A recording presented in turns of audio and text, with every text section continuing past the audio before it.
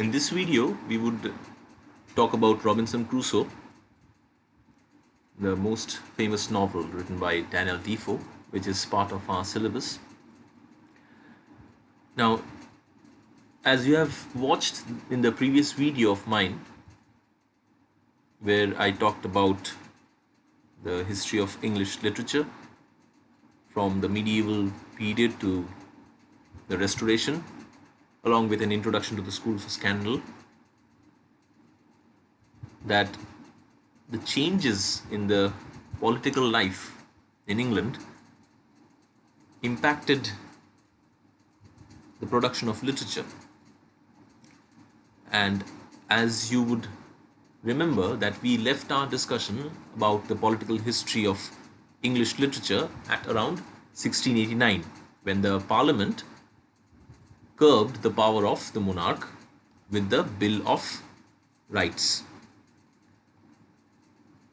Now, in the latter part of the 17th century, we saw how London became more and more the center of the literary and intellectual life of the country. Now, we have to understand that two things were running side by side. First, there was aristocracy, which transmuted into gentility, that is, fineness of taste, elegance, and wealth, which became the main motivating power in the society. So there were two things, two strong ideological and social forces at work. One was aristocracy and another was the wealth. So you have a lineage, you have a fineness of taste, you have certain amount of sophistication, refinement, elegance. On the other hand, you have monetary power. Now, gradually, as the king's rights were curbed, the monarch's power was controlled by the parliament, it was regulated by the parliament, because as you know from the Bill of Rights, what happened? That it was decided that no, the monarch can no more have the full sway, have supreme authority, but the monarch has to consult the parliament to take any decision. Right? So, in this way, the monarch's power got curbed, restricted. And this impacted the strong aristocratic lineage, the power of aristocracy, which was prevalent in the society before this major change that took place in the English political life. And wealth gradually started to gain its ground. That if you have monetary power, you can make certain changes in the society, you can make your impact in the society. So, and this was a major force, main motivating power in the society. In fact, the disempowerment of the monarchy initiated major structural changes in the society. Coffee houses started to replace the court as the meeting place of men of culture. Right? So previously, the production of literature and other arts was happening around the court. So the courtly tradition was extremely important when it came to literature, when it came to theatre, when it came to other cultural productions. But now onwards, instead of court, people started to meet in coffee houses, and as you know already, you are reading the Spectator paper, that the coffee houses, the circulating libraries, these were the new spheres for the public. So these were the new public spheres, right, where public would gather and exchange their opinion and form opinion. So coffee houses started to replace the court as the meeting place of men of refinement and culture. hereditary authority weakened as there was the rise of new money, right, which was known as nouveau riche. I have written the pronunciation over here, nouveau riche. So nouveau riche or nouveau riche. Okay, Nouveau, nouveau riche, Riche. The spelling is this, the pronunciation has been written over here. Okay, so this is not the spelling, this is the spelling, Nouveau and Riche. So nouveau riche refers to the new money. That means people who have got wealth but lack lineage. They represented the new moneyed class, which came to be known as the middle class. And they were becoming the decision makers. They were forming public opinion. But don't ever think that aristocracy was completely on the wane. Okay. In fact, there was a kind of division well within the society between aristocracy and the middle class. So nouveau riche were gaining their grounds, and their arrival was loud and clear during the late 17th and late 18th century, 17th century actually, not 18th century, 17th century I am speaking. So the change was from aristocracy to plutocracy. So plutocracy means government of wealthy people. And as we know, the Glorious Revolution of 1688, which I have discussed in the previous video of mine, so that Glorious Revolution happened with the leverage of the middle class. Okay. And this was also a symbolic victory of the city over the court. So middle class belonged to the city. They were the moneyed class. City was their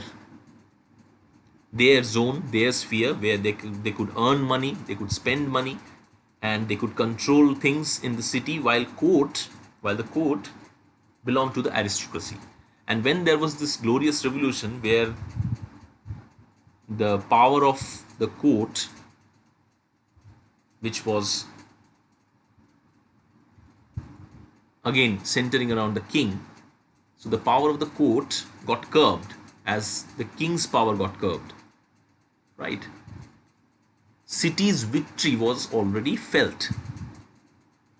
Now you have to understand this, that when there was Glorious Revolution, the king's power gets curbed by the parliament, and the courtly culture was no more the center of power, and in fact the center of power shifted to the city.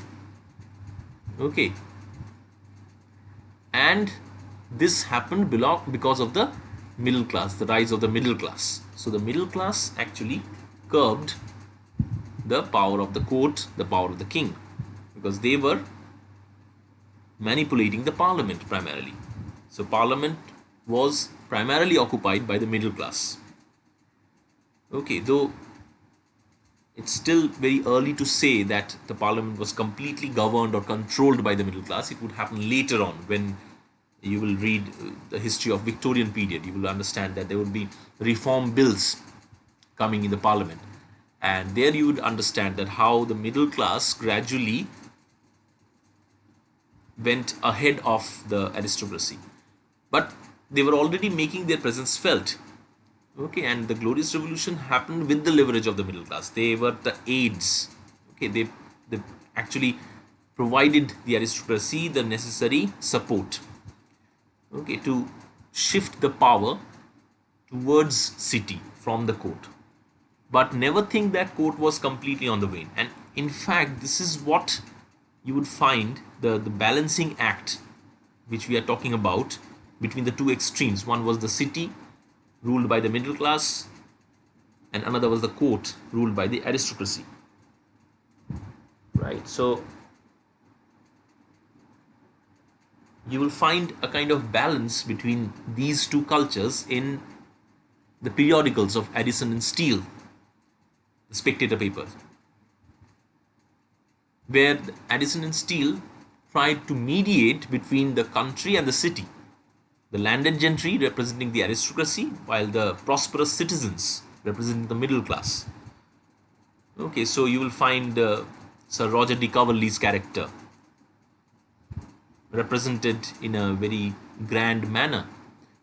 On the other hand, we have the character of Andrew Freeport, also equally important for the spectator. So in this way, Addison and Steele were trying to take a middle class course. So when you will read, or probably you are already reading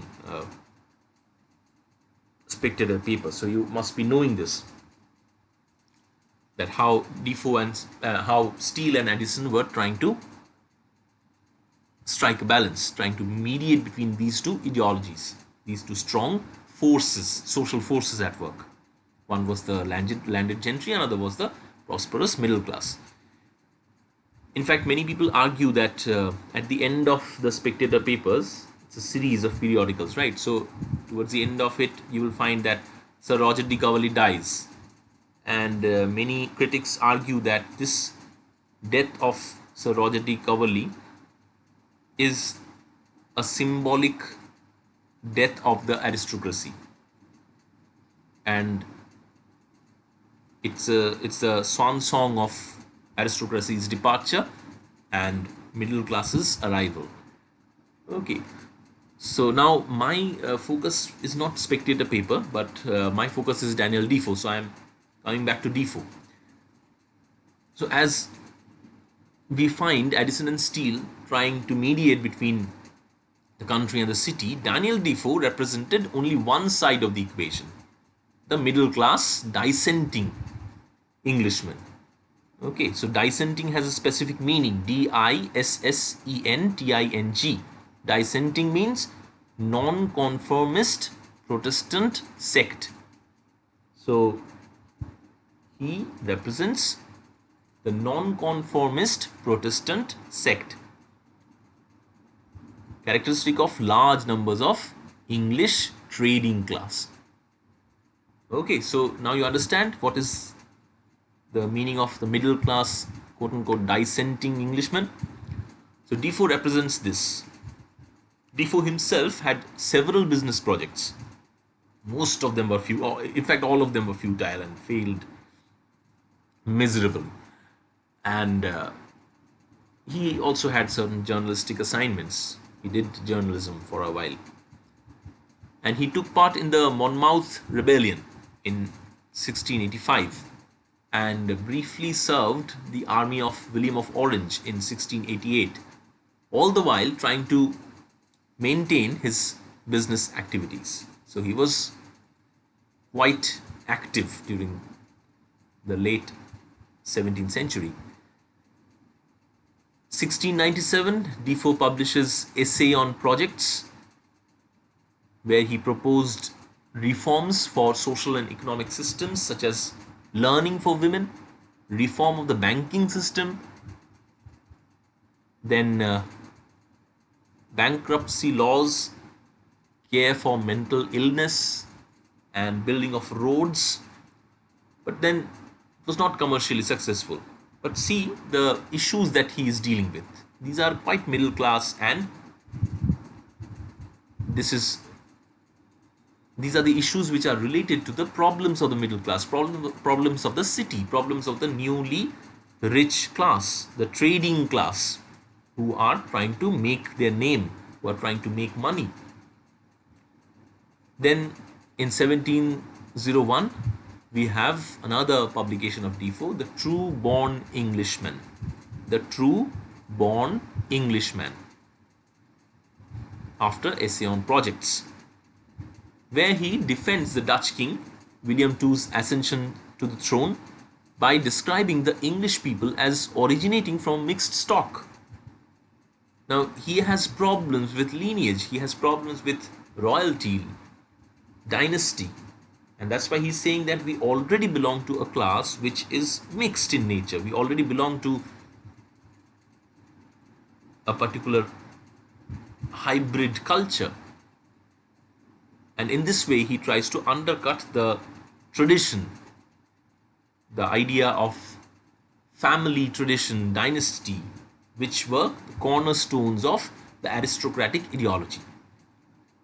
Okay, and this poem was crude enough so far as the technique of versification goes, but it earned him friendship with the king, who, however, died shortly. The poem was commercially successful as well. So, the Trueborn Englishman was a commercially successful poem, and Defoe here develops another important thing, a style marked by irony. Then, in the same year, we have The Shortest Way with the Dissenters, where he ironically defends the Anglican oppression. Okay, so he's trying to tell you how to get rid of the dissenters, and he belongs to that particular category of religious identity. And yet he says that, well, you have to get rid of us in these ways. And in this way, he resembles the approach that we find in Jonathan Swift's Modest Proposal, which is again another ironic treatment of English oppression of Ireland, Irish people. And this actually led to Defoe's arrest and conviction. So he was arrested and convicted. And then in 1703, he writes Hymn to Pillory, okay, which he writes in prison.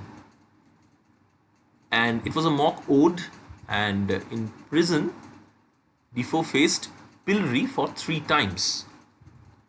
Okay, so this pillory or pillory is a strange thing where you face public scorn, where the prisoners are locked and they are bound to face public scorn, public abuse.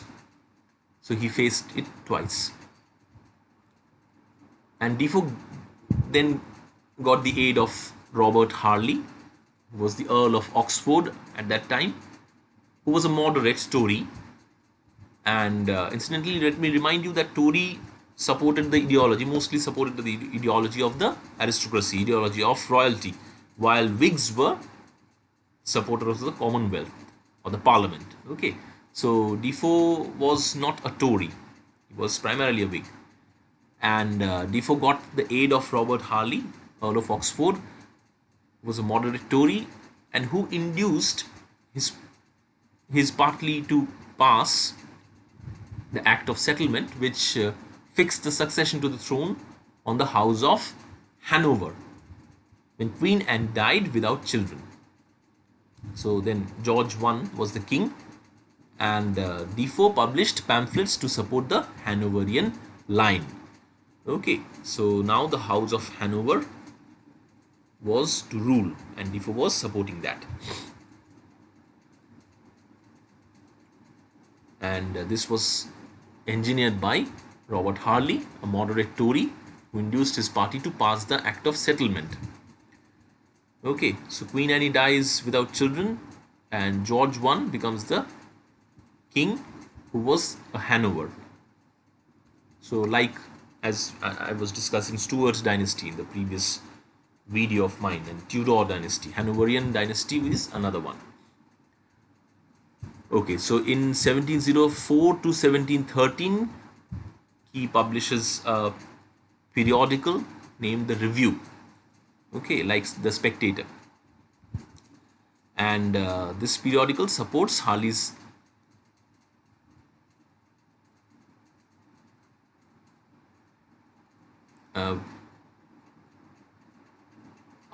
interests, and he was employed as a spy in Scotland by Harley. And he was knowing 6 languages, right? And he, in this way, with his knowledge and everything, he represented the self-educated man with mercantile motives. So this was Defoe. He was representing the merchant class, the mercantile population who were gaining their ground in the beginning of the 18th century. And then in 1706, we have a true relation of the apparition of Mrs. Veal, of one Mrs. Veal.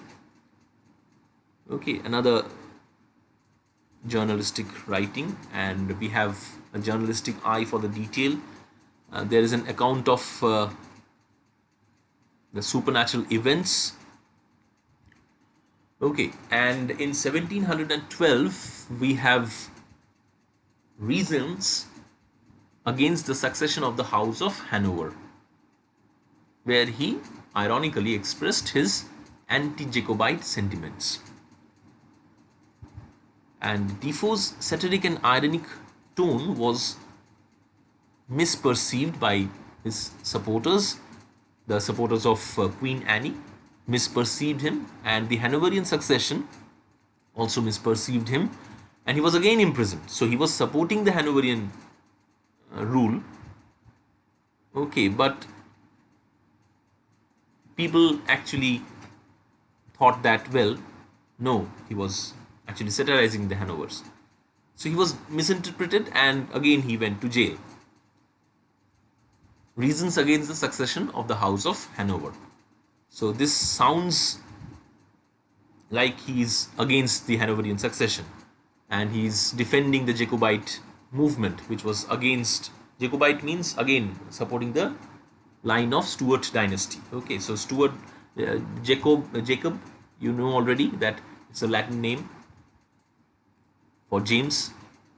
So Stuart dynasty's supporters were opposing the Hanoverian dynasty during that time. They were thinking that no, again the Stuart dynasty monarch would come, but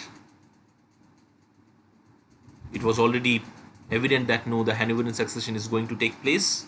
People were supporting the Hanoverian ruler, King George I, and Defoe was also supporting the Hanoverian rule, the Hanoverian succession, but then he was misinterpreted. And then we have in 1714 a general history of trade, and he also wrote for the trade journal Mercanter. Okay, Mercanter, in support of the free trade. So he's supporting the free trade, he's supporting the wealth making pursuits, the business during this time. And finally, around 1715, he got employed as an agent of Lord Townshend, a Whig secretary of the state, with the death of Queen Anne in 1714. Whigs became very, very powerful. Okay, so that's why he could get the job. And Defoe's controversial political allegiance landed him into trouble.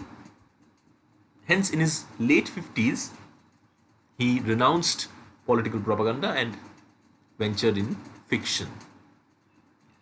So, after being imprisoned twice, Defoe starts writing fiction. And we have Robinson Crusoe in 1719 with further adventures of Robinson Crusoe. So, he wrote both the books.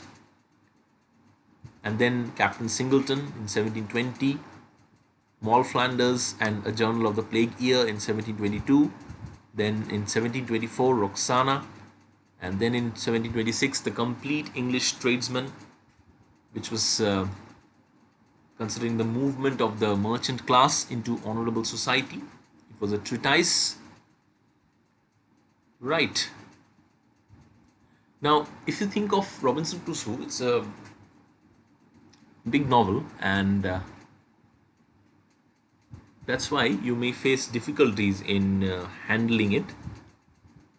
I would ask you to read it in detail, but then when you read, you think of these 6 elements, okay, and keep on collecting examples from the text which are related to these 6 elements. If you have seen or if you have watched my video on Macbeth and question answer, you'll find that I did the same in case of Macbeth, a similar kind of thing, that I was dealing it in terms of themes, motives, right? So that's why you have to when you are dealing with a text which is big in nature, you have to deal with it in terms of themes and issues. So the first thing that you have to keep in mind while reading Robinson Crusoe is the religious or the spiritual dimension or the moral issues which are at work. Then the theme of Homo economicus, I would explain this phrase, and then the theme of travel or wanderlust, and then there is a conflation of the religious and the secular in the novel, which you have to take care of, which you have to take note of, and then the inherent colonial narrative which underpins the text and Crusoe's ideology. And then you have to also consider the form analysis, right? So you have to think of the language of the novel and all. So we'll proceed by these themes, right?